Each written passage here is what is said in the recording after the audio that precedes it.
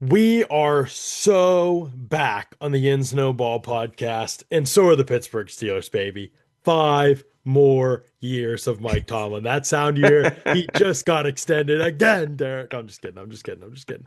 Aggregators don't aggregate me. Steelers win over the Ravens. And man, I gotta say, Derek, I'm having one of those seasons, man, where I'm in the flow state of predicting Steelers games. Didn't I? I told you when things are at You their did. bleakest, what happened against the Colts? They beat them. When things are at their bleakest, what happens against the Ravens? They beat them. I just know the rhythm of the thing. I got it down, man. I can tell you, betters, listen to me on the Steeler games. I'm telling you when they can pull it out, and they found a way against the Ravens. And of course, it was about as unorthodox and unexpected a process, even if the result was pretty much what I anticipated. Yeah, you definitely deserve credit for that.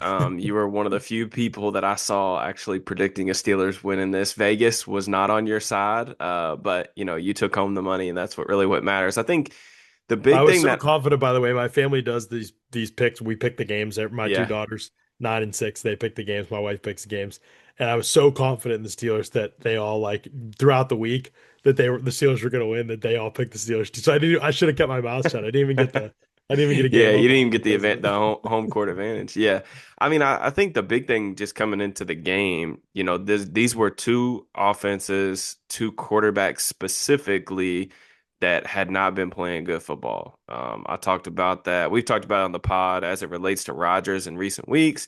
I talked about it on my preview on my YouTube channel, just with how Lamar has been playing over the past month or so.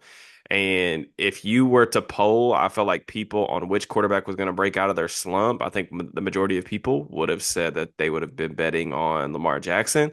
But it was actually Aaron Rodgers who, I felt like pretty thoroughly outplayed him, at least through the first three quarters of this game. And Rodgers put together probably what I would consider his best game as a Steeler. Wasn't perfect, but I thought that he made a number of just really, really special kind of throwback type of throws that we just haven't gotten a lot of this season. And the Steelers needed every single one of them for sure. Yeah. I mean, I think I would go further on Rodgers probably to say this may have been his best game in 4 years, maybe something like that. I Hmm. mean, and it was certainly more about the quality rather than the quantity of unbelievable plays. But how many times he got, I mean, he wasn't pressured a ton. PFF actually has him at a little higher of a pressure rate than Next Gen Stats did, I think. And I tended to, as I rewatched the game, I tend to lean a little bit more PFF's direction where I didn't think things were awful in terms of protection, but there was a couple one-offs. Like everybody got beat kind of once, like kind of bad, Hmm. and he was dealing with a little bit of like a congested pocket at times. But the movement to get out of structure, the throwing on the move, the throwing. I mean, his best throw of the game is an incompletion that nobody's even going to remember. The only time they've thrown to the middle of the field since like 2022. Aaron Rodgers rips this throw, a no step throw. Mason McCormick's getting deposited into his lap by John Jenkins. Rodgers just no step whips the arm. It's like almost sidearm motion around McCormick. Probably hits his hand and his arm on the McCormick's back or on the defensive player's helmet or whatever, like shoulder pad while he's throwing. Rips this ball to the middle of the field, hits Metcalf in both hands around the defender. It would have been a really tough catch for Metcalf, but even to be remotely accurate, I mean, the attempt that throw is the audacity of the man. Like he was just absolutely on one. PFF has him with 5 big time throws to give people an idea over the first 11 games that he played this season. He had 11 big time throws total. So I mean, you're looking, there's not a lot of analysis, in my opinion, for why the Steelers won the game offensively. They won the game offensively because the Ravens blew the coverage on Jalen Warren and on the one touchdown, and because Aaron Rodgers hit 4 unbelievable throws down the field into tight Hmm. windows. The third Metcalf one wasn't a tight window throw, but it may have been the one that was hardest to get to because he had to hang in there, then get out of the pocket, and then while he was on the move, like ripped one to Metcalf, hit him perfectly in stride. I mean, it was just a dial it all the way back type of game for Rodgers. That the elasticity of the arm on full display, dropping the ball in the bucket, the first two Metcalf throws, the Austin throw. I mean, these are keyhole shots down the field. These aren't like they're just running by a guy by 5 yards. Austin maybe had a step or two. The first two Metcalf ones are just like step for step with the defender, and he just like drops it in outside shoulder, like off his back foot, just gorgeous touch throw. It was. sensational on those like handful of plays and then getting out of trouble on a couple other ones too. But those handful of plays, high degree of difficulty stuff, I thought he was just like jaw on the floor, peak Rodgers stuff.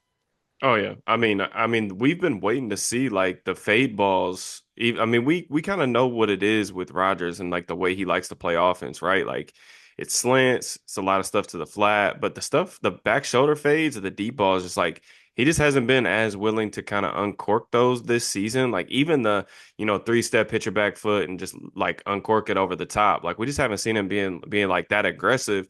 And the A dot is still relatively low in this game, but he hit, I mean, every single throw that he threw down the field, for the most part, was like on the money. I mean, the first throw to DK is an outrageous throw, to be honest with you. I mean, he's faking one direction and then like basically hands it off to DK on his outside shoulder away from the free safety.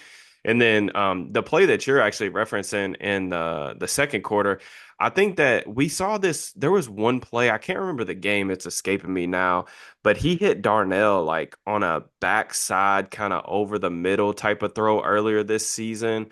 That was kind of akin to this a little bit, to where like he won't throw over the middle of the field very often, and he hasn't been wanting to do that for forever now. But like when he does kind of catch like the fire symbol, I think that that's kind of the sign that he's like starting to feel it, where he's like, oh, let me try this. You know what I'm saying? Like that throw that he tries out to DK over the middle is like about as good of a throw as you can make in that situation. The one thing that I would say from a route concept perspective, I didn't like the design of it, because really it's I'm just a laughing because it's like this is just the offense. Like all they do is throw deep on the outside the numbers, I know, or so they they don't throw even it have any underneath. idea on like, oh, we're gonna throw here, like, Yeah. but like if you actually go back and watch the play, everybody runs this kind of like pivot gather concept. I think like the Shanahan guys, they call it like a bow, and normally it's like a little like pivot gather. You'll have somebody like hook up like 4 to 5 yards, and then they have the option to kind of kick out or sit down.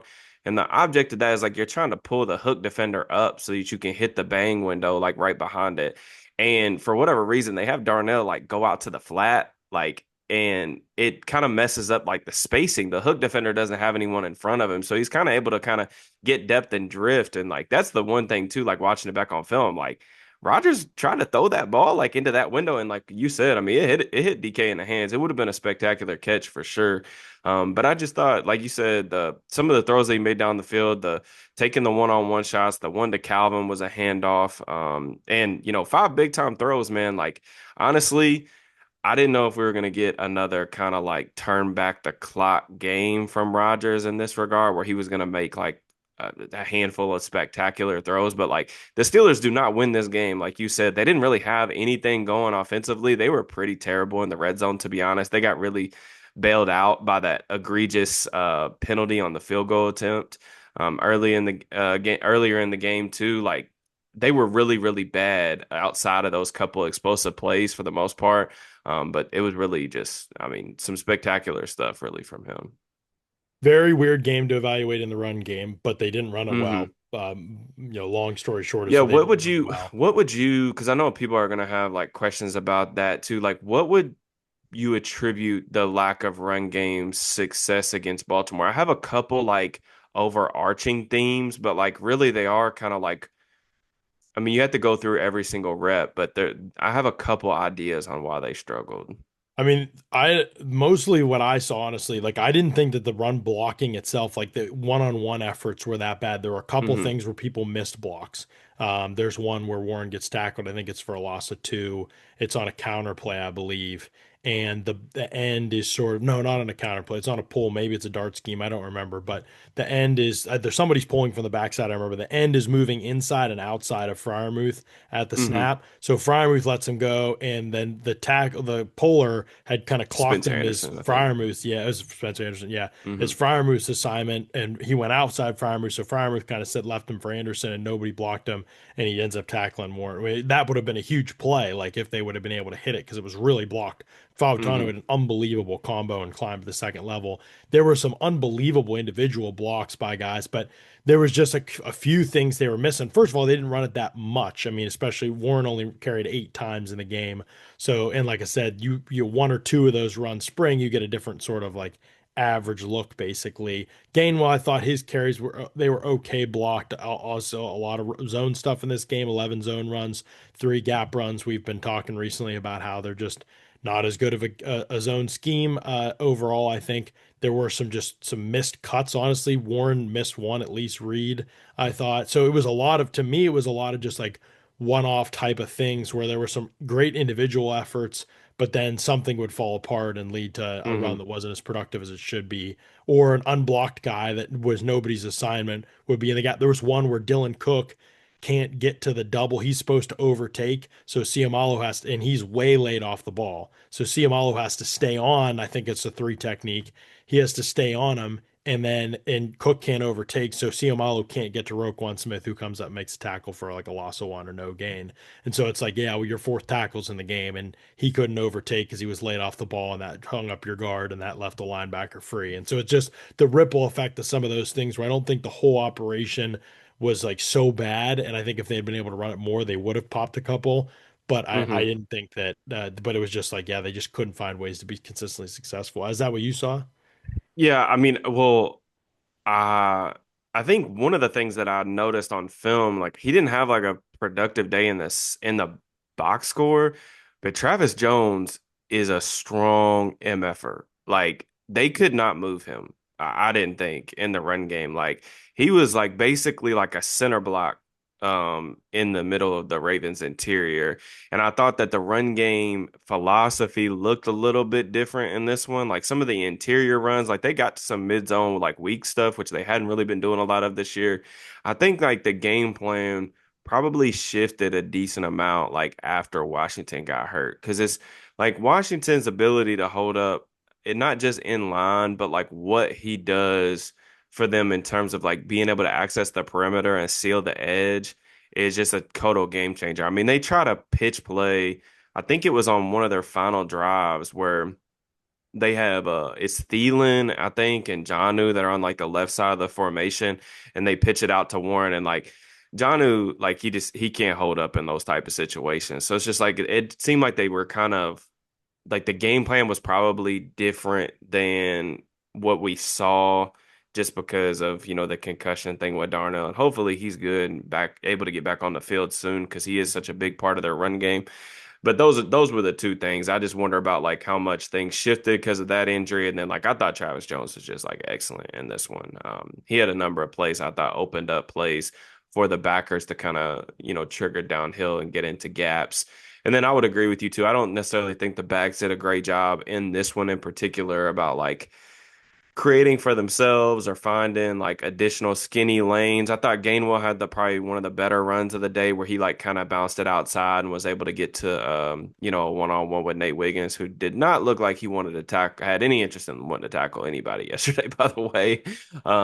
But yeah, I that's kind of that was kind of the thing for me. And I think the lack of run game success does make Rodgers' performance even more impressive in my opinion because of like, it was really all on his shoulders. The game plan seemed like it was going to be to spread him out, let him shred a little bit. They played 11 personnel on almost half their snaps.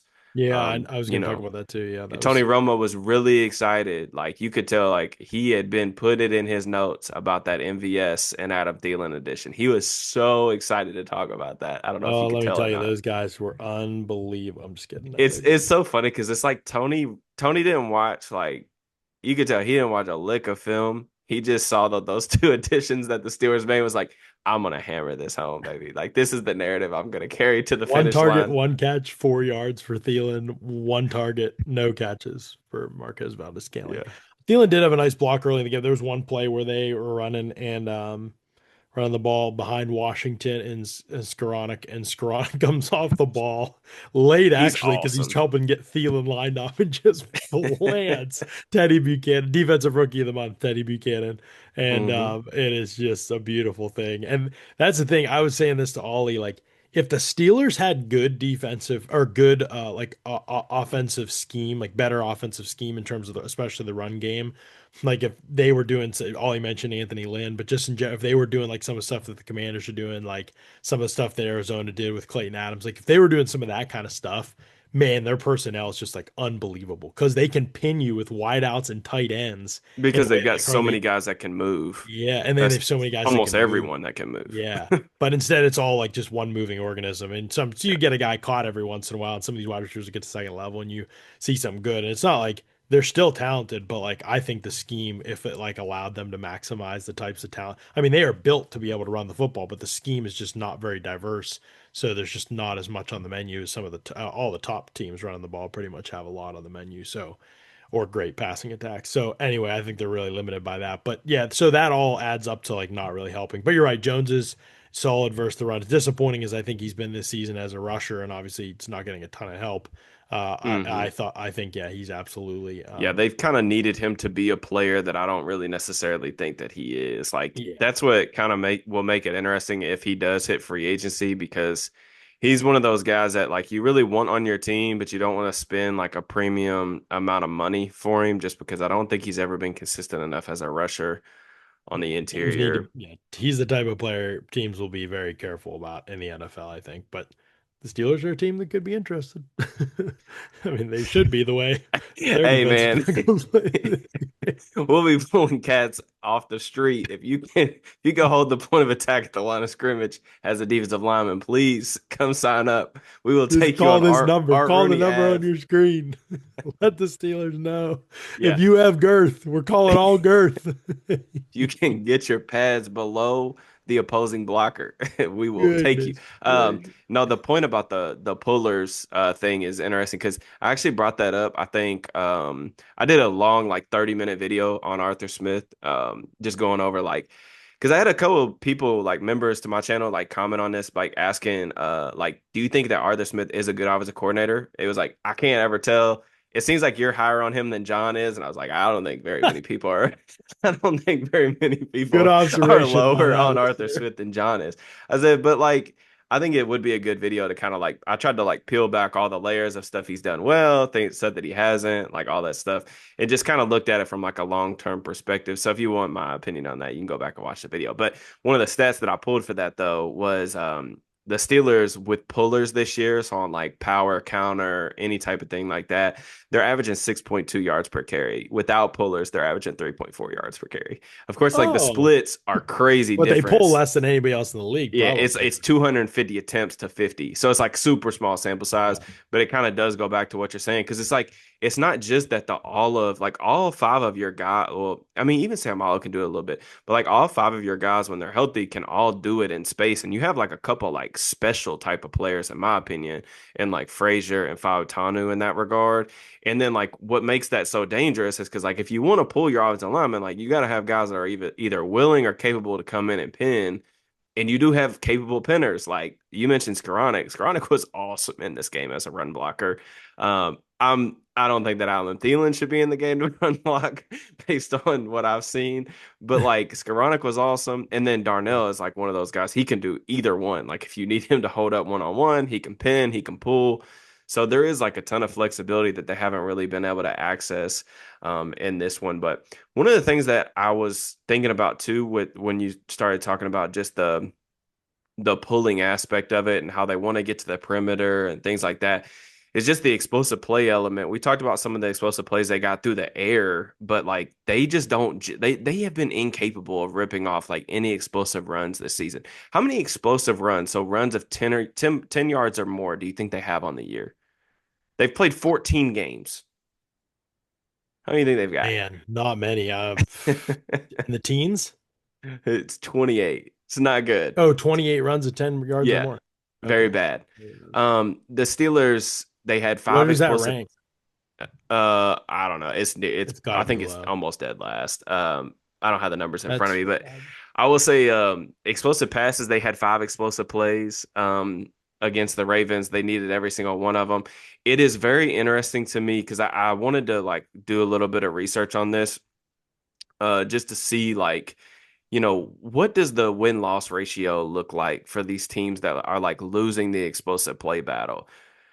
So if you lose the explosive play battle this year, you have a 36% win percentage in the NFL. So teams that win it like win about 64% of the games. The Steelers are somehow like 5-6 actually, when they lose the explosive play battle. They lost the explosive play battle in this game in particular, just because their defense is this is the most volatile unit in the entire NFL, in my opinion.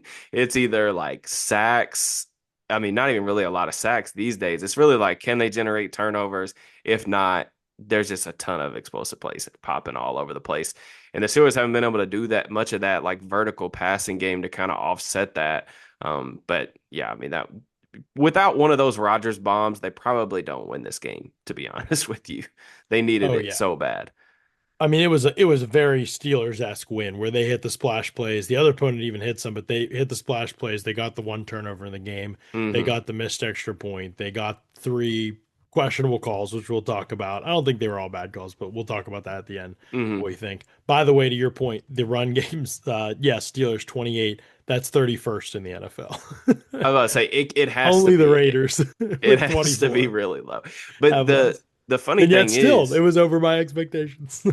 yeah, that is true too. Yeah, it's so interesting because like one of the things that I called was like I knew that Keaton Mitchell was gonna pop an explosive every single show that I was on this past week. I was like, watch out for that Keaton Mitchell explosive play, and he got one and he immediately was hurt, got pulled out of the game. That's just That's like the that story he of is that like kid's that. career, Yeah, that's unfortunately. really true. Yeah, that is how it goes for him. I feel like at this point because Yeah. like yeah, explosive. But overall, offensively, there was really nothing particularly noteworthy about this game other than the fact that they were able to hit the big plays, as you mentioned. Hmm. Like there wasn't anything really different. I didn't think like from a game plan perspective, other than just focusing on DK, wanting to get DK involved. You heard Rodgers Yeah. say after the game, like, I wanted to take a shot to DK early. Like, that was in the plan. That was something we talked about during the week. They Hmm. clearly wanted to just anytime because they knew the Steelers had the highest, had the most snaps, most rushing plays against a stacked box of any team in the league in week 14. And they knew they were going to face that type of box against the Ravens. They knew the Ravens were going to come to ready for that type of a game. So that every time they got single high, he just was like, "I'm going to take the shot. We got to get this thing going." They have no other way to create explosive plays down the field. Their only explosive plays are nine balls on the outside. Their one was on a scramble drill today, or if there's Hmm. like something that happens underneath, like run after the catch, like the Jalen Warren stuff on a short throw. They don't have any other ways to really create explosive. So their answer anytime that the Ravens were single high, they were just going to go up top and they were going to create and they were going to have the one-on-ones. I did like the design on the Calvin Austin vertical, just reducing the split and having giving him Yeah. lots of So space for much that more outside space. Yeah. release. Like that's what you have to do with a small player like Calvin Austin. Like you want to be able to get him some runway to be able to get up to speed, and it worked against Chidobe Awuzie, who was the player I think you really wanted to attack because Humphrey's a little more physical and Wiggins is faster. So Awuzie is kind of like the perfect player to attack in that situation. So Hmm. I like that one. Rodgers obviously did a lot at the line of scrimmage in this game, as he always does, but I did feel like I noticed it a lot. I don't have a running tally on that, but I did Yeah. feel like I noticed it a lot with him kind of orchestrating things and saying where he Yeah. wanted to go with the ball. But everything in the offense is quick to the perimeter, either screen game, escort swings, now screens, like everything is, or it's vertical down the field on the outside of the numbers. Like that's the offense, really. Hmm. Like if you just bunched all their pass plays, you would have the. So for the Ravens, and I don't even think the Ravens were unprepared, Derek. They I just thought they couldn't. came out flat. Yeah, like, I don't necessarily think they but were unprepared yeah, but though. they I thought didn't they were blow really the flat though. coverage. They didn't blow the coverage on any of these plays except for the Warren The catch and Warren run, thing. Yeah. like off the blitz. But like the other ones were just like that good at throws by Rodgers for Hmm. the most part. Like it was Yeah. just that good. So I mean, yes, they were prepared. Yes, is it bad to get executed on like that? By the way, you were mentioning that the Steelers hadn't hit those balls. Rodgers was 0 for 6 since week 8, 0 for 6 on 20 plus area yard throws outside the numbers. He was 4 for 4 against the Ravens. So one of those Yeah. things. If You you just got to if tip you your cap. you Yeah. I just mean, yeah, you got to tip your cap. It's true. yeah, I mean, I definitely don't think that the Ravens were anticipating that. The only other thing that I would say is like you mentioned like some of the numbers with Rodgers throwing the ball vertically. I mean, we've talked about he's 33rd in the NFL this year in air yards. Like they just haven't those shots haven't been there this year. But they were against the Ravens and DK. One of the things that I talked about really as a criticism of Art more than anything else is like this dude has been a walking explosive play generator since he walked Yep. into the league. Like in his years in Seattle, he had been averaging 12 explosive plays, of over 20 plus air yards per season with Seattle. He had only had three up until this past weekend, and then he Yeah. had three against the Ravens. So I Yeah. mean, it's just kind of how those things go. I don't necessarily think that, like you said, I don't know that those were necessarily like, oh, this is great, offensive architecture. Is more about like Correct. Rodgers just making a Yep. perfect throw and taking those alerts when you get that single high look. The only other takeaway that I had from this game is there's we've talked about it a little bit in recent weeks that the way that the Steelers season has kind of unfolded hasn't really been nearly as surprising to us as I feel like it's been to like other people maybe. Um, I think the number one thing that I've been just dumbfounded by, if you would have told me in May that like Kenneth Gainwell was like their number two player on offense, and I mean like number two player, like there is no one other than DK that gets more designed touches than Kenneth Gainwell does in this offense. It is crazy. And like they're all high leverage moments. Like they designed, and this is one of the things I will give credit to Art for. He had a beautiful play call. They got into like a quads formation down near the red zone, and they're running a little like F post with him. He's kind of in the backfield in that like McCaffrey type split that San Francisco does, and they use Fryermuth on like the eliminator route to clear it out, and then they have like somebody running up the pole to handle the Mike linebacker, and Gainwell's wide open underneath. It should have been like a walk-in touchdown. I'm not really sure why Rodgers didn't throw it. It's kind of just like a weird play. Definitely like one of the few plays I feel like Rodgers just didn't have it on this particular rep. But it's just strange. Like when he's in the like he gets the high leverage stuff, like third downs when they're in the red zone, like gotta have it situations. And not only is he on the field, but like he gets the ball. And it's just I would have never anticipated this dude coming here. I mean, I don't know. Are you do you feel the same way? Are you surprised by that? Like I don't think it's a good idea necessarily. Not that I think Gainwell's like a bad player. I think he's a fine like depth piece. Yeah. But It it's is just interesting maybe it is because just one of those things where they just don't think that the other players on the team they clearly don't see like Arthur Smith clearly does not see Freiermuth as like that yeah, type of player. which doesn't really make any sense. Like, there's not a Yeah. reason. I mean, Frymouth does his actually. I mean, maybe it does make sense to be honest. I mean, not that Frymouth couldn't do other things. They threw him an out screen and he didn't go into. That's not what his game's going to be. I mean, it's a tight end, so that's not what any tight end's game's Yeah. going to be really. Right. But I mean, yeah, Frymouth does his best work probably between the numbers in the middle of the field, especially as a vertical threat. That's where he's been his Hmm. best in his career, red area and there. And he just that's this offense doesn't throw the ball there, so it's been a bad fit for a long time. The only weird part is that they haven't traded him. Like, it doesn't make a bit of sense. Why have they not just moved on for? They have other tight Hmm. ends. They have guys they want to play more. They have guys they have played more. Like, they've diminished his role in this game. He played more than Jonnu, 4 more snaps than Jonnu when Jonnu went out. But that part has never made sense to me. Like, why they continue to hold on. They like keeping him prisoner. Basically, he's been a total pro about it, obviously.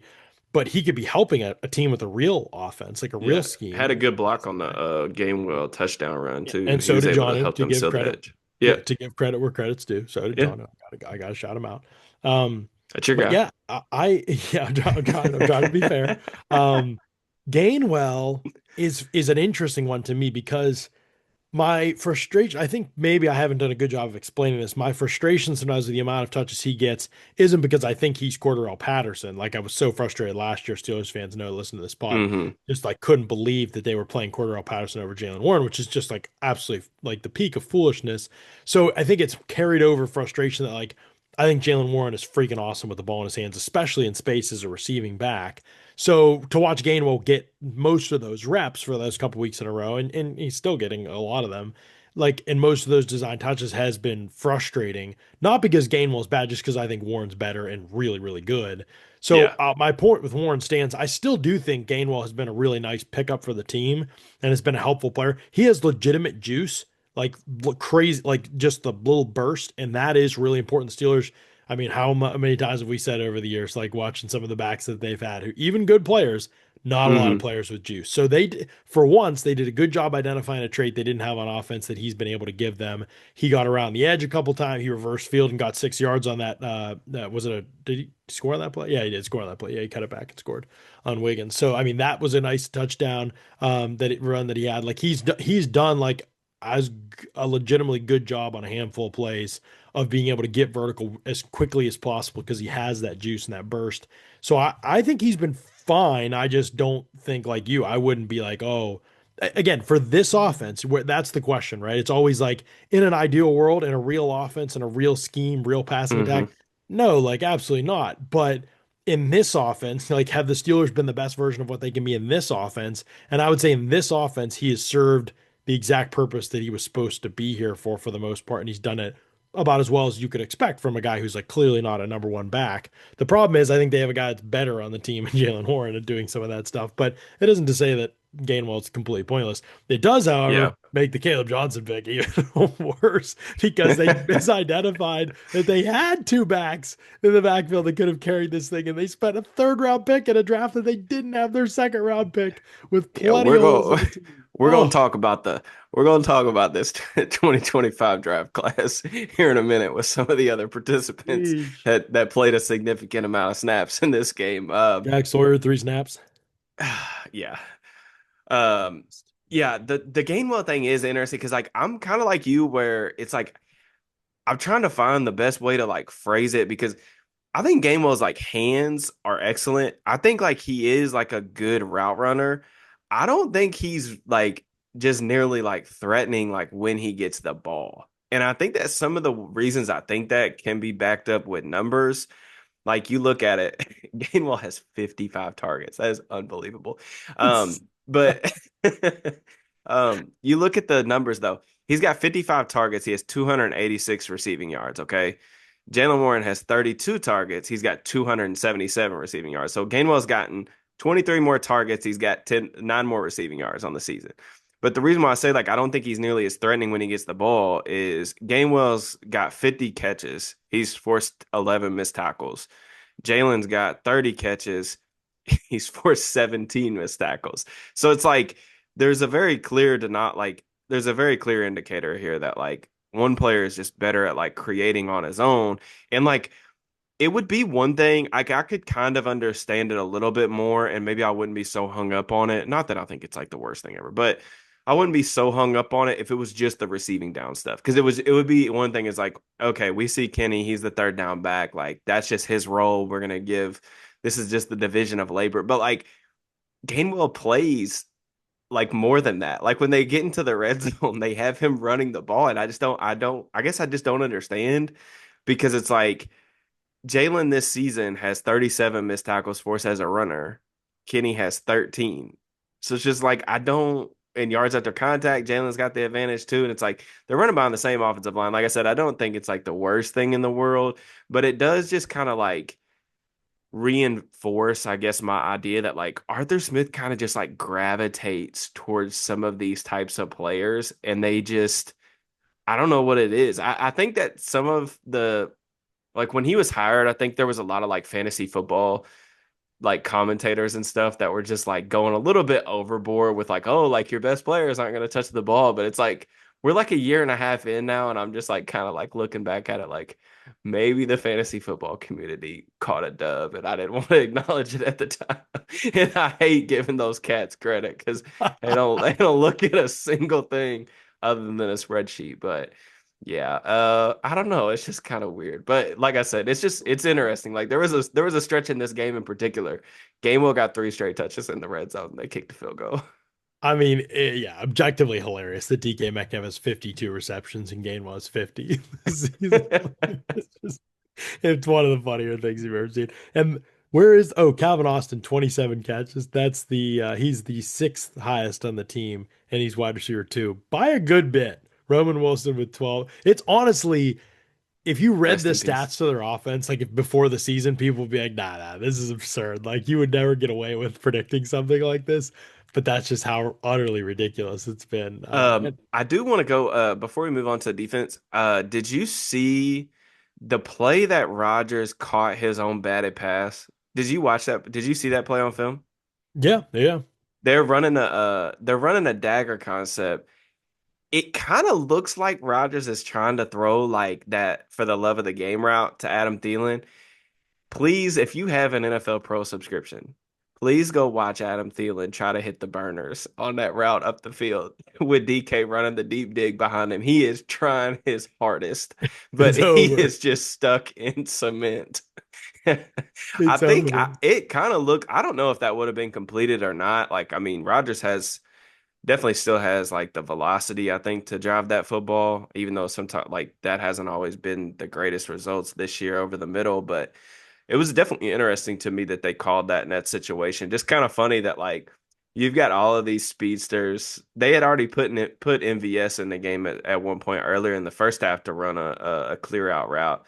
It was just one of those things where it's like, why? This is just a really odd choice to have you run this vertical clear out.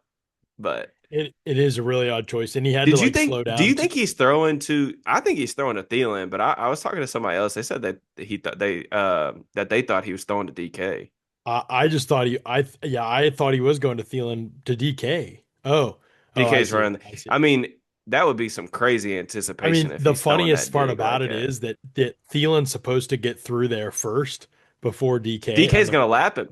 and DK laps him. Now, to be fair to Thielen, who we're getting on a little bit here, Kyle Hamilton does a good job of dropping out and Yeah, rerouting Thielen, sort of a little bit, slowing him out for a yeah, second. But yeah, still, like you're right, he's chugging away there, and I'm not sure, honestly. I'm not sure if he's throwing to. It does look like he's throwing there and not to Jonnu underneath, which would be a terrible decision. So he probably is.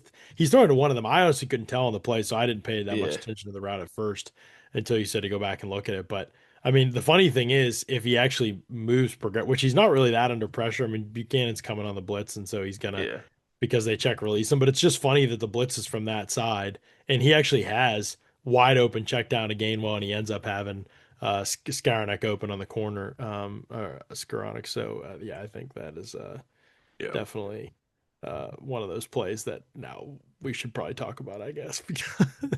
So I actually thought this was the right call, the right reversal. And I know I do too. like people on Twitter will be like, well, you're a Steelers fan, that's why you say it. But people on this pod will know, like, I would just tell the truth. Like, if I didn't think it was, I would Yep. say the Steelers got lucky. I actually thought this was the right call. If you watch the tape, the replay, Rodgers catches it, then Buchanan grabs the ball. So then it would be a tussle for the ball to be a fumble, but it's not even a simultaneous catch. Rodgers catches it. Then Buchanan grabs the ball. He could strip him of that ball, and that would be fair if Rodgers' knee doesn't hit the ground first. But the it's clear that Rodgers' knees are down on the ground before Buchanan certainly has possession of the ball. Whether they're like tussling at that point or Rodgers losing anything, it's really just impossible to tell. There's no replay angle. So everything we can see, it looks like Rodgers has possession, his knees are down, and Hmm. good play by Rodgers. One of his best of the day to go up there and just hang on there. Because yeah, I did think that that one was actually correctly called. That was how I saw it. You agreed with that? Yep. I honestly wasn't sure of what happened live because it was like difficult to see, but like the second I saw the replay, I felt pretty confident that it was going to be overturned. So I thought that that was a good call, or a good overturn, Yeah. from The their extra point perspective. or the field goal penalty that was on the Ravens, I think there's two Unbelievably big ones that bad. we'll touch on Harbaugh after. said I just saw a quote tweet from one of the Ravens beat writers. He said that the NFL like called him today or like notified them that they screwed the call up.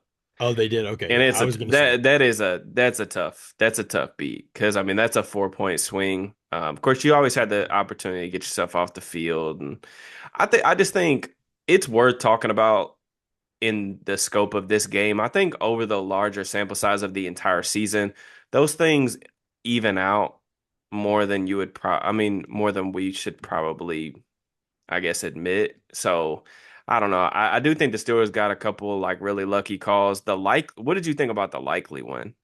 Well, I was gonna touch on that one too. I'm trying to find this Harbaugh quote just so I could have on the record what he said that the league said, but I'm not seeing it. Hold on. If you pull I'll it look up, it. if you find it, pull it up. Yeah, The I got you.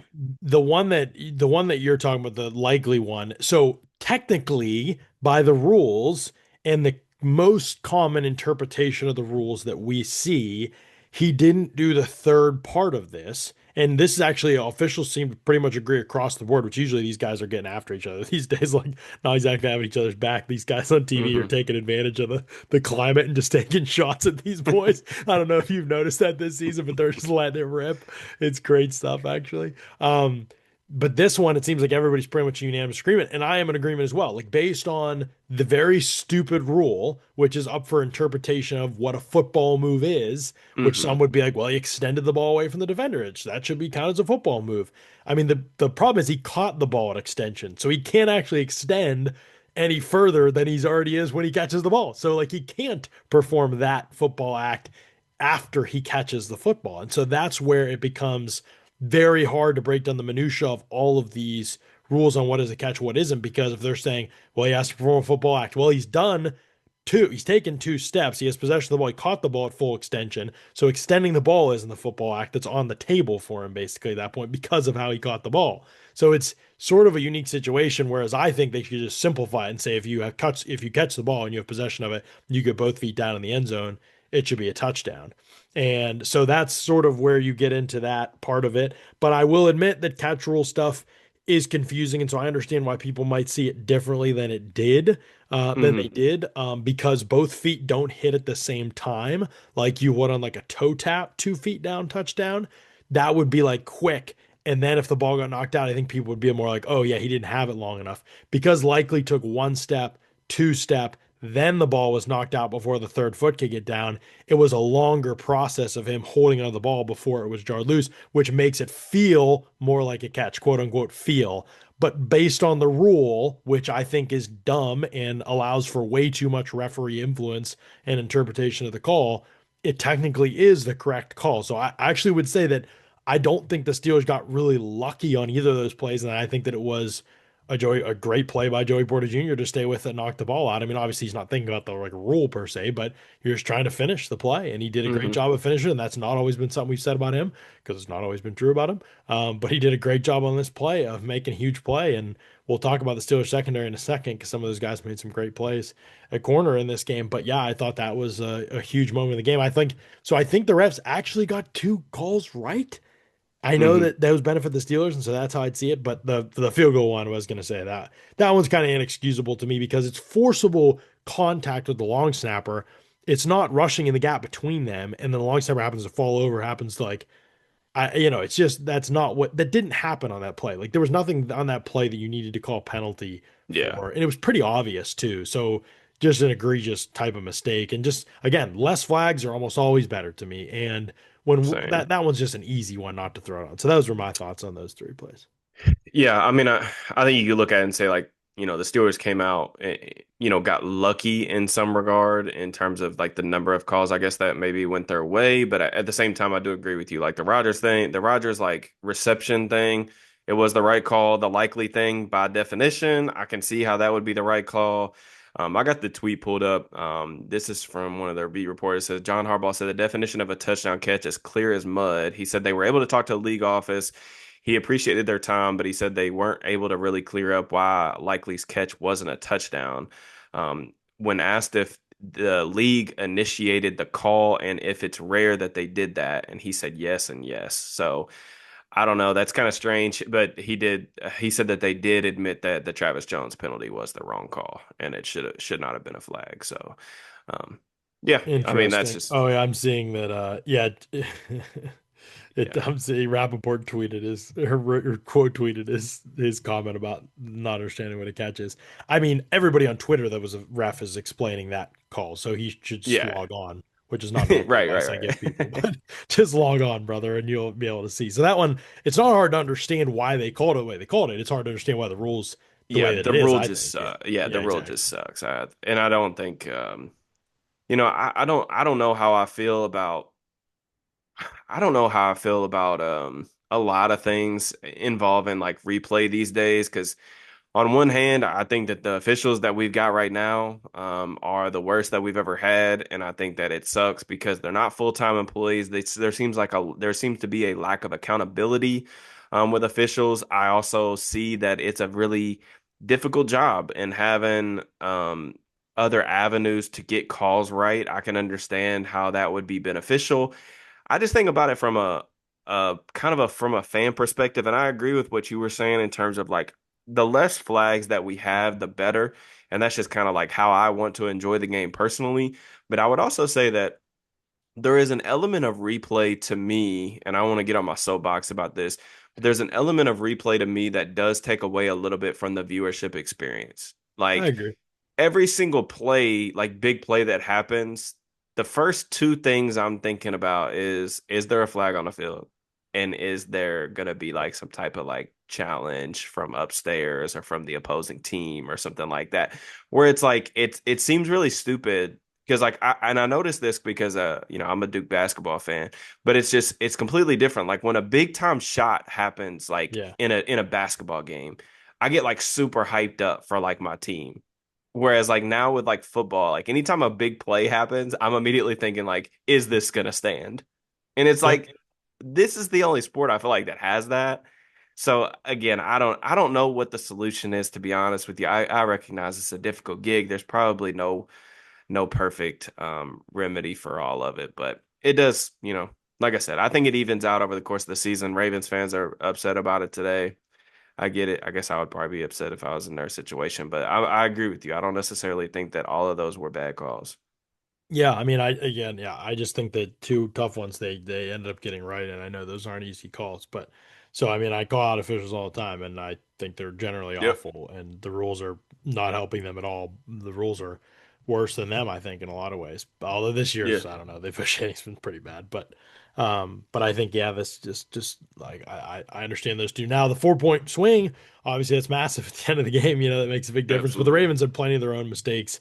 And honestly, that was a huge part of the game. Missing, say, Flowers not being able to get his feet in when he's wide open on the sideline on a play, a drive. I think they ended up punting, if I remember Yeah. correctly. Was Rashad it Bateman drops a Bateman? touchdown. Yeah, drops at least a first down, not a touchdown. They end up having to Yeah. kick a field goal. Like they just completely. I mean, again, there were plays to be made on the field for them consistently throughout the game. They didn't make them. Lamar, who never throws dumb passes, throws one of the most ridiculous passes I see, like with James Pierre intercepts. And I know it was kind of, but it was just like a, what are you thinking on this throw? It wasn't even nearly high enough. Also, it was covered. I just don't know what.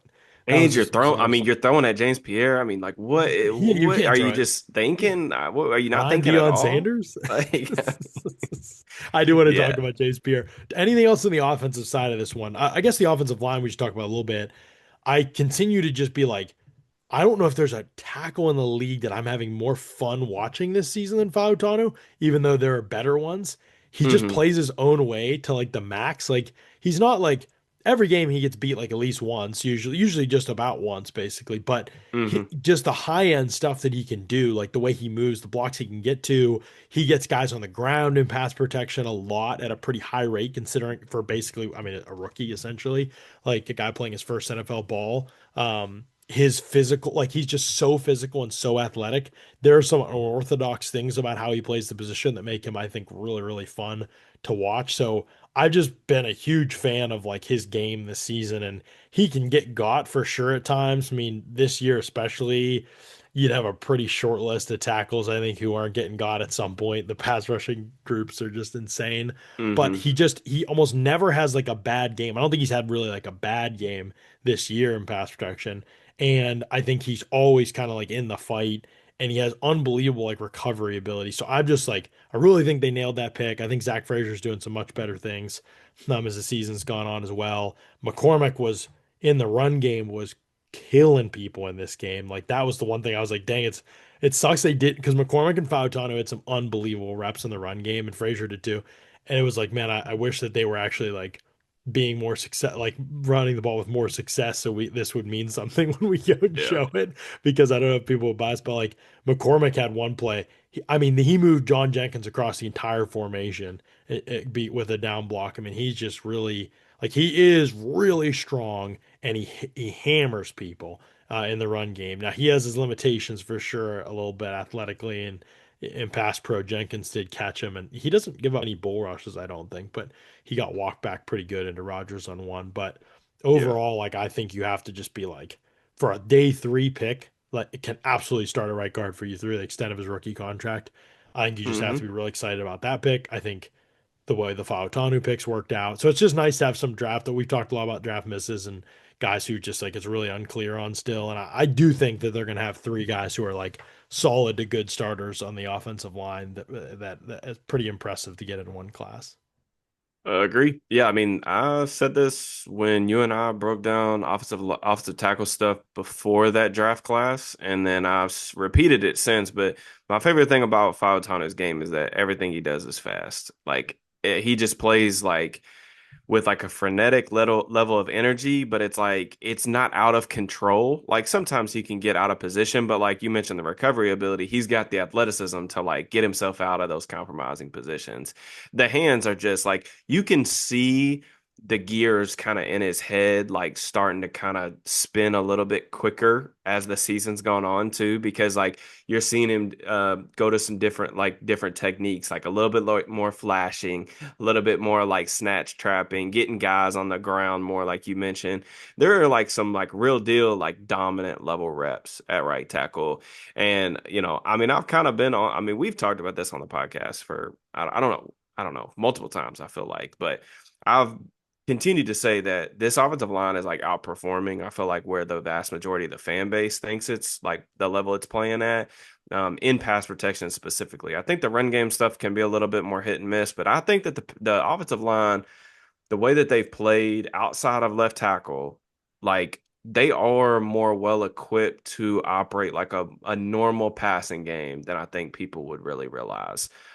Whether that's next year, whether I mean, I guess maybe I'm not counting on it, but if they did want to get into some more like pure drawback stuff down the stretch, and maybe they think that that's their best road to success, I think that they can hold up. And I know the Ravens pass rush isn't great. But I mean, I think like I know you said that PFF's numbers were a little different, but I think NFL Next Gen had him at 20% pressure rate for Rodgers.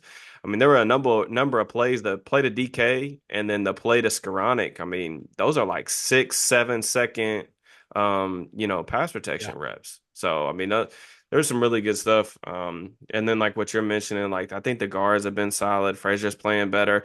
I thought Andrus Pete like had some really rough moments. He probably got away with like one or two holds that I felt like should have probably been called. But I mean, when you go to backup left tackle, that's just the gig, man. Like, yeah, Yeah. there is no like backup or offensive line depth in general is like an oxymoron in the NFL. Like, Yeah. it just It don't. did make you feel better, like if Pete does have to miss time, and obviously for his sake, I hope he doesn't.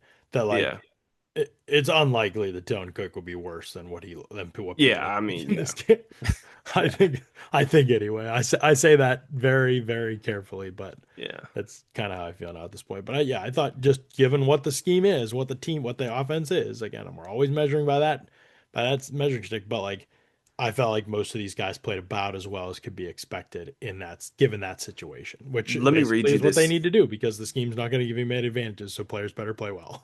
Yeah, let me read you this tweet while we move on to the defense.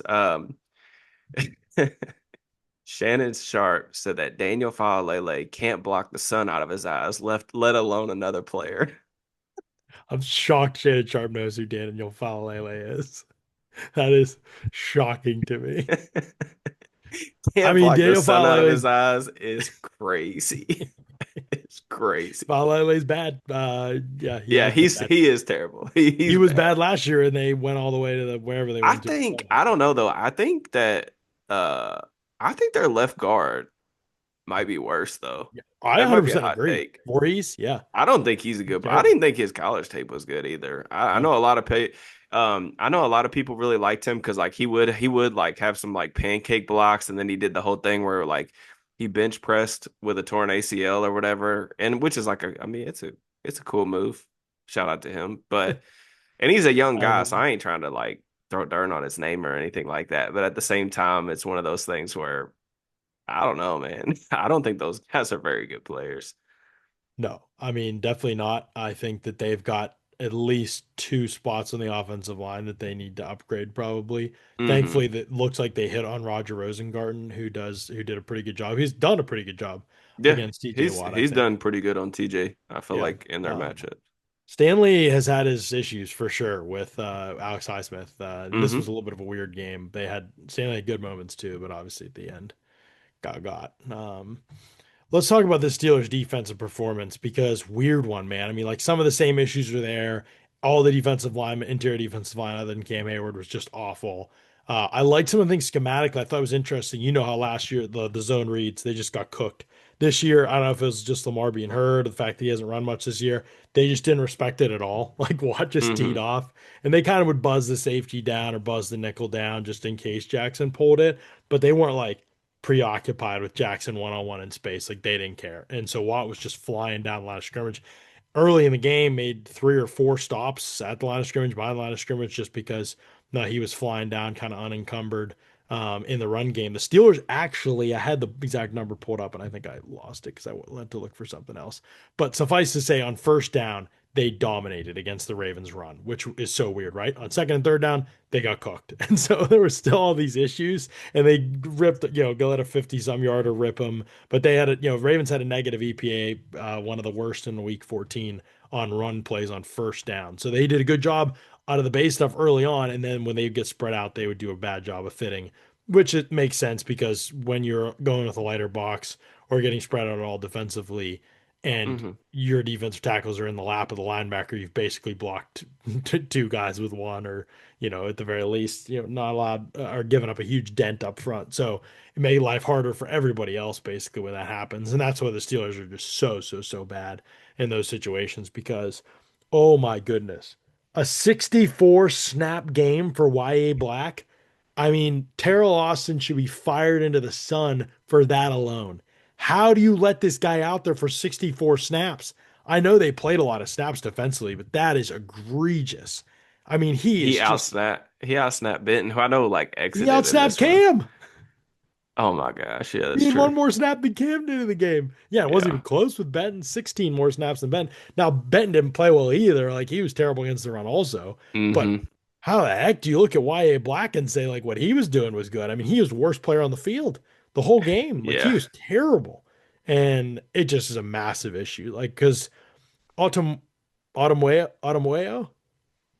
You're asking the wrong dude. I need the pronunciation guide. No, That's true. I will say one thing good about him is that he does play. He plays hard. Oh, for sure. Yeah. He plays hard. And then another thing He I would just say gets about cut off him, on every zone run, basically. yeah. Like And then he another is thing like, I would oh say wait, about they're running him, that way. there's nobody on the Steelers team that celebrates like he does.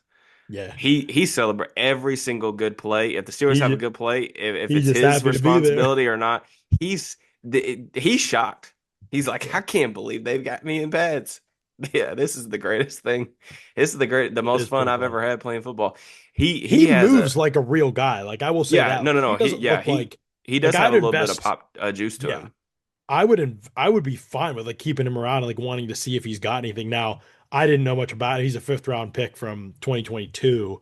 So he's Hmm. already going to be 27 years old in a couple months in the offseason. So I don't know that there's like any upside necessarily, but he doesn't like look out of place in terms of how he moves. Where YA Blacken's like, yeah, brother, if you're not going to just hold a point and throw people around, like you're Yeah, massive. Like it's that's it. Like there's no it's upside there. really So tough because it's that constant battle that we talk about where it's like we're trying to at this stage of the proceedings in December, we're trying to gauge things on how like they view themselves, not how like what we would be doing. Where it's like you and I would probably be trying to just get a better look at some of the younger players, whereas like the team is like very clearly trying to salvage this season and trying to come away with the division, I don't come know. They're hell or high playing YA water. Black 64 snaps. Well, I don't know, Mick. But like who else are they gonna play? Like, you know what I'm saying? Like on the roster on Sunday, who else were they gonna play? Well, Ben maybe, but maybe Yeah, more. I mean I Benton don't for know. sure. I mean, I don't even remember how much time Benton missed after he went out. So that could have Oh, played a little that's bit right. Yeah, it was into a it. But handful. Yeah. I would say that if the goal is to, salvage this season, try to make the playoffs, see what you can do when you get into the dance, they probably need to be on the lookout for an interior defensive lineman. Oh Like yeah.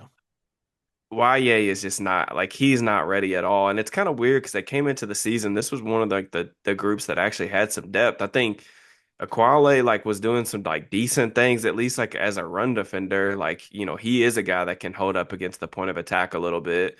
And then obviously no Harmon. The Steelers splits with and without Derek Harmon this year on the ground are pretty wild. And it's Harmon is at least a little bit more difficult to move off the ball. Whereas, I mean, there are several reps, one of which you tweeted out on social media. Like there's some reps where it looks like a tidal wave is coming up the middle, the way Yeah. that these guys are getting just blasted off the ball. So yeah, It's not NFL caliber stuff. it's Like, not. I mean, if you're and saying who amongst the D line is ready to play NFL snaps right now against the run, Black is not, Lee is not. Loudermilk has been playing for years and still isn't when he's back, if he comes back. Yeah, so I mean, a 93 is not, however you pronounce his last name. So like, there's like yeah, Benton I just half the don't time is know. getting wrecked out there. Like at least he Yeah. has like ability to make an upside play, but Yeah. it's so Benton unbelievable can be disruptive, but it's almost like it's disruptive for the opposing team and his own at for sometimes sure. because I mean, he's you going you to get never know. yards. Like, is he in Patrick Queen's lap or is he in the backfield? Like you just don't know. Whereas like the other guys, like that's the thing with like YA is I do think, and I've already admitted I took the L a couple weeks ago when I said that. Just as a side note, I was like, yeah, I was wrong. I thought YA Black could play nose tackle. I was like, there's just I no mean, way. you hoped.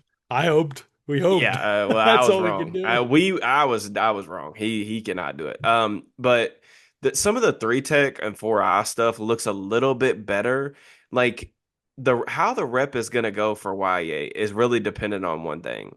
Can he get his hands inside the frame of an offensive lineman first? If he can, he has a shot. If he can't, which is more often than not because he is so slow off the ball, Yeah, they I have was gonna got to say. do something with his stance and he's got to look at the ball because he's just getting like detonated off the line of scrimmage. But if he can't get that first initial contact, first significant contact, like it's just over. Like, and it's not like a slow loss, slow burn type of loss. It is an absolute detonation off the ball. So, yeah, I mean, like I said, I don't think Patrick Queen was perfect in this game. I thought he had a couple like risky kind of like trying to backdoor plays that didn't end up panning out in their advantage. But man, I good luck playing linebacker behind this group, man. Like it's It tough. it It is really is hard. hard. And like I do think that can't be lost in the evaluation of like Patrick Queen, which I know people nationally are just like Patrick Queen's like Devin White, the most overrated. But I watched White for years. Patrick Queen is definitely an issue at times, and in certain games he struggles, and the tackling is such a massive issue as I'm about to talk about. But he is way better than Devin White was, like way better, because he actually like isn't afraid to like hit people and fly And I through and get think to the ball. Like, yeah, there's no back to the comparison. conversation about like Travis Jones though, like you look at Queen's best season of his career, which is the year before he hit free agency in Baltimore. Like look at who he's playing behind. Like he was that year specifically, like he was playing behind Travis Jones, Matabwike. I think they had a couple other like pretty good depth guys on the interior. Yeah, That's just I mean, that's just like go just all you need to do is like if you want to understand what we're talking about, like pull up Travis Jones run defense clips from this past weekend and then go watch any of the Steelers players that we talked about, not different. Yeah, 97. Like right. it's night and day different, man. Like in trying to play linebacker, play gap sound football with guys in your lap, it's just Yep. difficult, man. Like I No, said, it's hard. I Yeah, think I would be looking for some guys like maybe coming in for a tryout this week or what, just because I mean you can't go into another game, especially once you get into the postseason, because postseason is all about matchups. And then I think that the Steelers are a team that I mean they could come in against some of these teams that can actually run the rock. I mean they could have to play Buffalo. They get into the playoffs, they could have to host Buffalo. And it's going to be the same thing. Like they're going to come in and be like, we don't think these guys can play up front, and we're just going to mash them off the ball. So if there's a guy out there that could come in and give them 10 to 15 run defense snaps that's sitting on a couch right now, I'd be trying to bring them in. there is a very important update though with Patrick Queen that I have to give the listeners. He did it. He eclipsed his career high in missed tackles Oh, I thought you in were this saying game he's per hurt. PFF. Did he 20 really? Yeah, 25 missed tackles in the season now. He had 4 in this game. So we had said last week he's got because I think 24 was his career high. He's got all these Mm-hmm. games to get 3. He did it in one game. Overachiever. He has a chance to get into some special company. There are not a lot of players who've missed over 29 tackles in a season per PFF going back through the years. I'm like trying to like look through the years now, especially at his missed tackle rate, which is also one of the highest in the league. Unfortunately, it's not like Buda Baker's high for missed tackles every year, but his rate is like fine because the guy's always around the ball more than like everybody else. Mm-hmm. Jalen Petrie as a rookie was like one of the worst tacklers we've ever seen. And Yeah, I do remember that. yeah, 35 missed tackles. I don't think Patrick Queen's getting to that number per PFF. But again, that's the kind of we're in that sort of territory with him now. I think where if you just look at defensive players that have played 50%. I mean, you can't really do it by tackle rate because some of these guys are like edge defenders to like get like I don't know like 15 tackle attempts. Like they just don't have enough Hmm. attempts, so it doesn't even out. But like if you just look at the guys who've missed the most tackles, he and like a Landon Roberts actually are way up there in terms of missed tackle rate this season. So it's just yeah, I mean 25 missed tackles on a 21.4% missed tackle rate are just is unbelievably bad. So that's the part that, and the other thing is with him, he'll fly in and just like not even try to use his arms to tackle somebody. He doesn't even attempt to wrap up. So the fact that that part of his game hasn't been fixed to this point, like some of these things are on him at the same time. So he obviously goes out with the stinger. He's been, was it the last 2 weeks he's gone down? Kind of, is it like oblique hip or something like that? Like, Yeah, I know and so he's really banged up. I will he's just say playing through that. pain. Yeah. Yeah, for sure. I mean, Um, everybody is. It's December, but like I do know he's pretty banged up. I do think he's a warrior, though. He got back out there. He made a great play in the end zone to, I don't know, he didn't actually tip the ball away, but he just had blanket coverage. I don't think That was that fourth ball down, was right? actually going to Mark Andrews. Have you seen that? The end zone? Do you see the end zone angle of that? Oh, I I think didn't that know. I ball's going to actually am, I Hopkins. still have the second half to watch defensively. I mean, I watched live, obviously. You have to let me know what you think. I think that ball's going to Hopkins.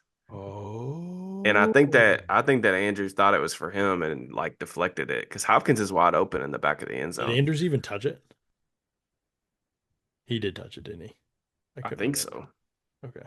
I know Queen didn't touch it, but Andrews may have tipped it. But yeah, either way, good Speaking of Mark catch. Andrews, though, Extension, baby. that I that contract. I mean, look, as Steelers fans, we don't have a ton of room to talk about bad extensions that were handed out this offseason. But hey, man, I watched this man get clamped up by Chuck Clark. I think I counted three separate Not times in Chuck man coverage. Clark. Bro, I'm telling you, go look at it. Check the film. It is bad. It is really bad. Like, If Chuckles is locking you up, it's truly over. yeah, that's what I'm saying. It's cursed, man. You gotta, it's time. It's time to hang him up. I just, Dang. yeah. Yeah, I That's mean, pretty funny. I thought, we already talked about Pierre. Pierre was really good again in this game. I thought that Porter, I mean, the first flag that he got was just ridiculous in my opinion. The second one is just it's avoidable, but I don't Wait, was the necessarily think first one it's the one on Hopkins? The 3 yarder? yeah, that's such a bad call in Yeah, my that was a opinion. dumb call. I agree. The Yeah, I mean second, the I'm trying second to one picture the second. was avoidable. I think it is one of those things where like maybe by the letter of the law, I guess, but I thought that he was fine in general. The safeties, I don't know. I Oh, don't the know. illegal contact we are talking about. Yeah. Got you. Yeah.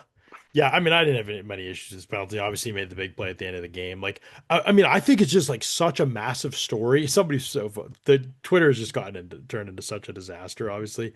But I thought it was so funny. I literally like this is the most benign tweet you can have, where you send out like a mess. Like, I was like, it's crazy how Eccles and Pierre have turned around the Steelers like season in the secondary. And somebody was like, well, I don't think it's really crazy. It's more an indictment of how they address things in the offseason, which like obviously I agree with and I've said on this podcast. But I was Yeah. like, it's not crazy. People disagree with anything. It's not crazy that career special teamer and when he's had to play horrendous He's defensive player, 29. James He Pierre has an 29-year-old 89 breakout. coverage grade in PFF.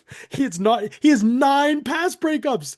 He entered the year in his first 6, 5, whatever seasons in the league. He had like 7 pass breakups his whole career. He has 9 and a pick this season, and he dropped another pick, at least one or Your two. favorite corner? It's just like this is he, and it's not easy stuff either. He's locking guys up in man coverage. He has a 42% completion rate. He's allowed 42% with as much man coverage as the Steelers play this season. Go and look at his grades against. Go and look at his reps in man coverage. He's allowed 14 catches on 33 targets this season. Also, he's 7 stops in like the run game stuff too, and like or hold limiting passes to damaging yards. So, I mean, he has been, and I know he missed some tackles the last couple weeks coming into this, like just missed tackle stuff in space, which is going to Hmm. happen. And I don't think I mean, generally he's been a good tackler. He's been a great tackler throughout his career. So I just think his season has been unbelievable and absolutely one of the. I was just thought it was so funny. I'm like, people will really disagree. They, how can you say it's not crazy that James Pierre, not one person on the planet thought James, not even James Pierre's own family, didn't think he had this kind of season in him. Hmm. And then Brandon Eccles, like who was a total afterthought. Over four teams clamoring for him. He to play the slot too, with how that some of that stuff started the season. For him to be as good as he's been, I mean, he broke up, was a slot fade for Zay Flowers in the end zone on the first drive of the game. That was a huge play to force a field goal. Awesome play and a very difficult to defend play without fouling to get your head around and to play Hmm. that vertically. And then he has the sack on third down on the next play where he actually beat, I know it's He beats Falele, Falele. but he actually like dips under him and like finds a way to like get to Jackson and finish the play. Yeah, I'm just like, I, they're not perfect players, but they're way better than any. I mean, Pierre's been close to it this season. They're way better than anything you can imagine. Where would the Steelers be if they just had like the guys from the past that they've had, like old James Pierre and like some of the other guys, with how things just didn't work out at all with Darius Slay and Jalen Ramsey at corner? That was like their whole plan.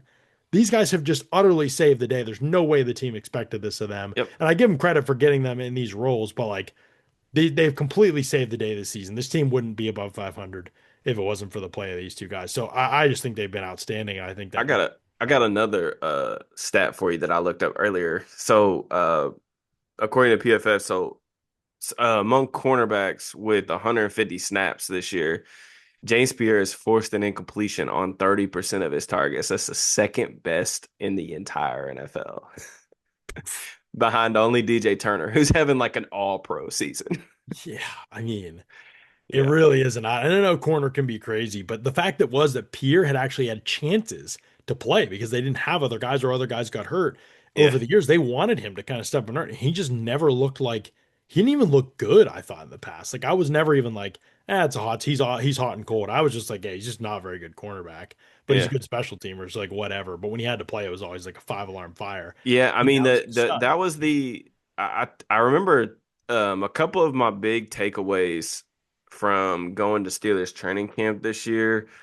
Um, actually ended up really coming to fruition quite nicely. I think my biggest three takeaways, I'm pretty sure I wrote about this Yeah, you somewhere. did. I think we talked about on the pod how good he looked in. Yeah. I said that James Pierre was playing excellent. I said that Darnell was bigger than Broderick, and turns out that that actually was true. That's so And funny. I remember telling you when we talked that I thought that Slay and the corners in general, I thought that they were playing like really well. And I remember telling multiple people this, that either the cornerbacks in the Steelers defensive back room were either really, really good or their wide receivers were really, really bad. Turns out it was Turns out probably both more were about the bad. receivers. That's Because really funny. that's how things have gone. So Yeah. yeah. I still can't. I mean, the pick he had was a nice play for sure, nice catch for sure. Yeah. Jackson, I can't believe he threw that. That was crazy. Yeah, I mean, it's been like, I don't know, like those type of guys are like oftentimes my favorite players to root for, because like cornerback's so volatile, and I don't know how much longer this is gonna last, but for a guy to like hang around the league, like bid his time, do the dirty work in terms of special teams. The Steelers have brought in so many guys to like replace, like not even replace him, just so many guys because they didn't even think to give him like much of a second chance after like, they gave him some reps. I think it was like 2021, I think. Like he played like earlier in the season and got some starts, and like he didn't play well, and then like really after that, like he's just been an afterthought. So to see him play well, and like he's a free agent coming up in the season, and you will never hear me again, Oh, or it's a not that I really no-brainer. did this past year, but like you're not gonna hear me advocating for like going to sign 30+ year old cornerbacks to big money deals. But I really, really hope that James Pierre like gets a little bag from somebody, because like it would be awesome to see. Better be from the team that has him right now. Yeah. I mean, Yeah, I mean, I yeah. don't think he'll break the bank or No, anything. no, no, We'll yeah. see how he finishes the year, but like, but yeah, him and Eccles have to be a part. And if they are a part of the equation beyond this season, and I'm not even The good confident that news is they'll. Eccles is he's on a cost-friendly contract next Oh, year that's too. right. He's Yeah, got a 2-year deal. that's right. That was smart to Yeah. get him for two, even though they probably didn't know that that was coming necessarily. But yeah, that I mean, having him back will be massive because like it gives them some starting point at slot at least. And I'm not saying you can't upgrade on him or shouldn't try to, But that Hmm. position has been an absolute sieve for the Steelers for a long time, and they thought Ramsey would fix it. That was totally incorrect, especially in this scheme. Like he was non-existent. And I think Ramsey's been really poor at safety. I don't think that's probably been talked about enough. Like in terms of like I can be in the right play, I can stand in the right place on the back end. Yeah, that part's been fine. Like he's not like taking a ton of unnecessary risks, but I just don't think he's able to get to guys. Like that's the biggest thing for Hmm. me. Some of the run support stuff. I mean, he's tackled well back again. Like he's done the baseline stuff well. To be clear, like he's not taking a bunch of risks and leaving them exposed in the back end. He's not missing tackles in the back end. So that stuff has been fine. He just can't get to anything to make any plays or anything like And I that. So it's think just pretty easy to it's attack him. some of that stuff too is like I kind of wonder a little bit about because that's been a talking point for years, right? Is like Ramsey's like got this incredibly high like football IQ because he's always been a special player in that regard, like very cerebral. But I just think that maybe we all kind of misevaluated how difficult it is to make that switch in real time, like without like a legitimate like NFL offseason. Because like you said, like they had to basically do that out of necessity because they ran out of safeties and they had to put him back there. And then that's kind of been what shifted that. And I do think that there have been pluses to having him back there in terms of I don't necessarily think he's taking poor risks or anything that, you're getting bombs away Which over the Thornhill top. was at times. Yeah, which he was. And then he's been a good tackler, which is always good to have as like your last line of defense. I would also just say though that like when you actually watch the reps, and it's difficult to evaluate safety play because it's like you only have a couple really real reps to evaluate per game. He's just a tick slow to trigger. And then, Yeah. like you mentioned, like the athleticism, the burst isn't really there to like make up for it. So, like, when you're not like A tier athlete anymore, and then you're also like a half second late to trigger because like you're still like learning how to see things from that particular depth, I do just think it's a little bit difficult. But I mean, he's allowed 7 touchdowns this year in coverage. Oh I wow, mean, really? I PFF don't. doesn't even have him for that many. I don't think. Well, sorry, that's 7 touchdowns Oh, nearest as the defender. nearest Okay. defender, which I all think of there's the PFF has him with five that he was responsible yeah, for, and I think I was just going through this in my head real quick because I was going to say that number two. I think that is all correct. He won each of the last yeah, 3 weeks too, by the way. And anytime he has to step down in a man coverage and third down or in like low red zone, it's a nightmare. Like he's going to get beat, like pretty yeah, much. That's yeah. tough. It's just tough when your safety can't do anything other than the base stuff. It's just like hard today's NFL. It's a position that's almost all about versatility unless you're in very specific role or very specific good at dominant at like one thing or complemented by another really versatile player who can do a lot of things and you just have to do what you're good at. Yeah. Like there's just not a lot of ways to survive if you're a player like Yeah, Ramsey. and I think that some of the stuff like the man coverage stuff on tight ends, I know he got beat this game touchdown to Likely and stuff.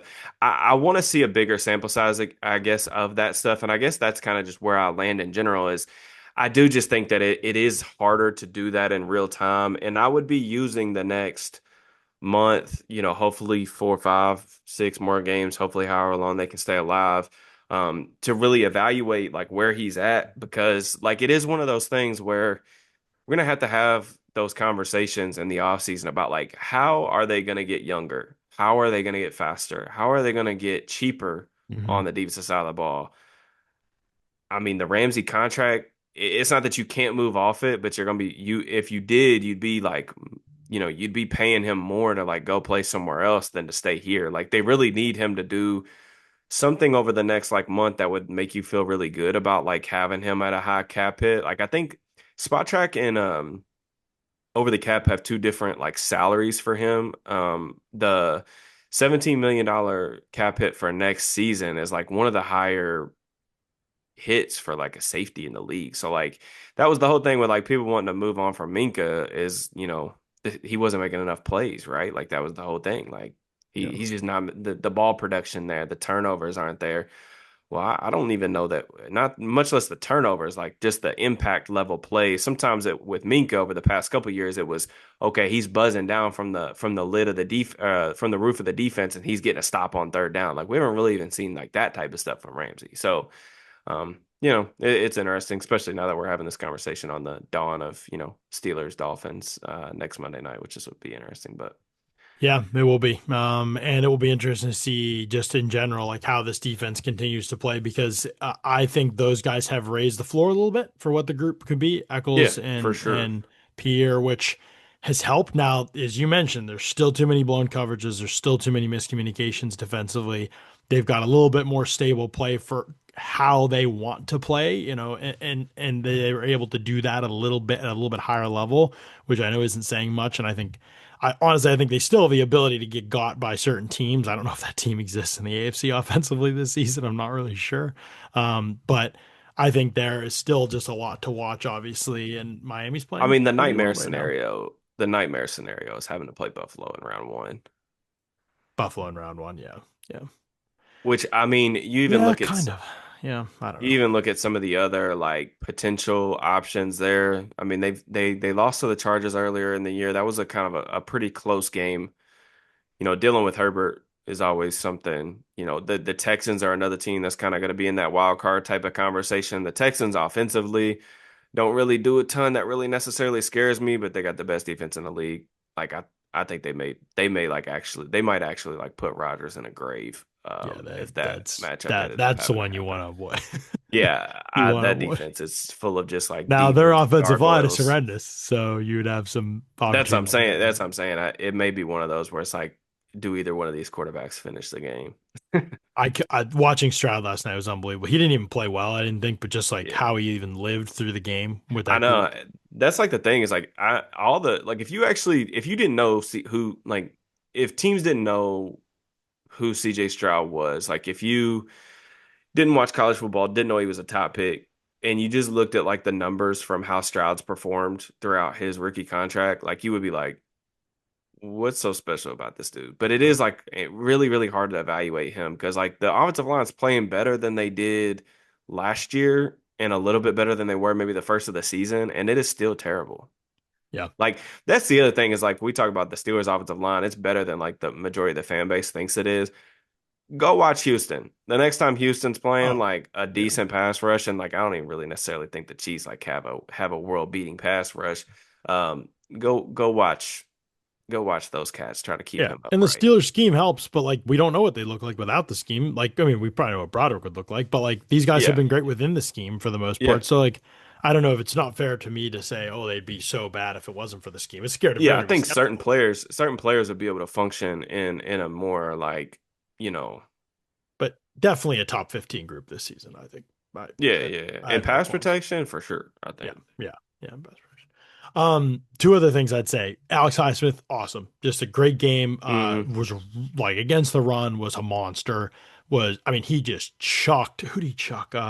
He chucked Oh, every he single one of chucked their tight ends. Ricard. He chucked Charlie Kohler. Yeah, He was chucking he was everybody. awesome. Block deconstruction, like teach tape on the He edge. was, yeah, and he was like kind of pissed the whole game too, which Hmm. he always plays hard, but like I thought this was like an extra level of that.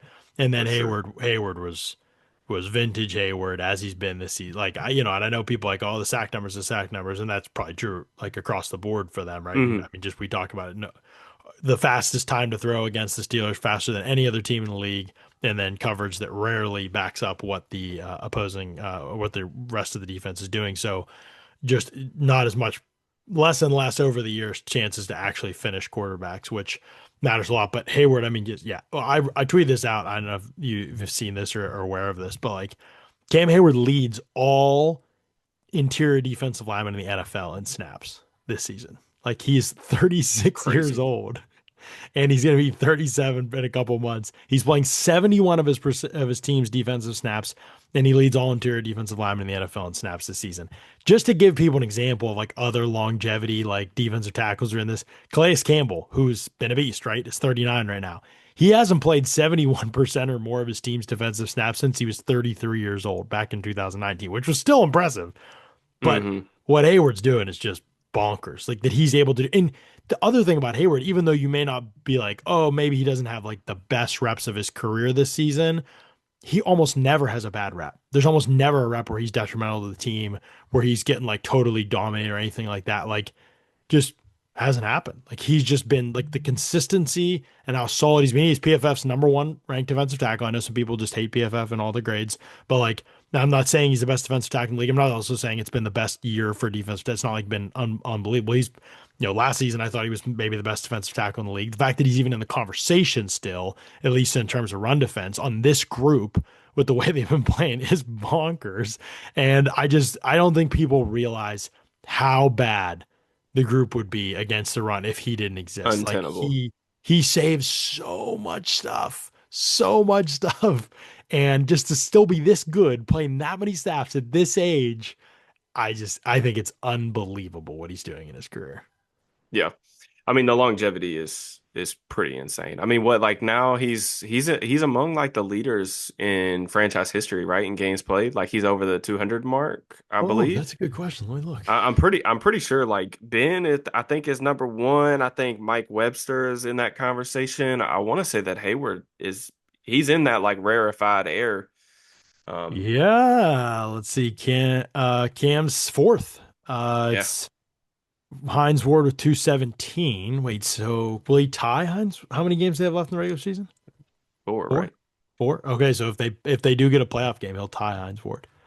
That's pretty awesome. And I don't know why he wouldn't be back next season unless it's still like it doesn't make any sense to Yeah, just keep and everybody else way after they're good. Why not keep the one guy who's old and good? yeah, I mean that's what I'm saying is like, and these are conversations that we'll definitely have over the course of the off season. Hopefully, it'll wait until after the playoffs and they make it, and we have some more fun podcasts to do up until that point. But yeah, I mean, it's just going to be a lot of those types of conversations. Whereas the Steelers still have like they're really old, especially defensively, but a lot of these guys are still useful players, even if they're not like still at their peaks. It's just a matter of like making the finances make sense more than anything else.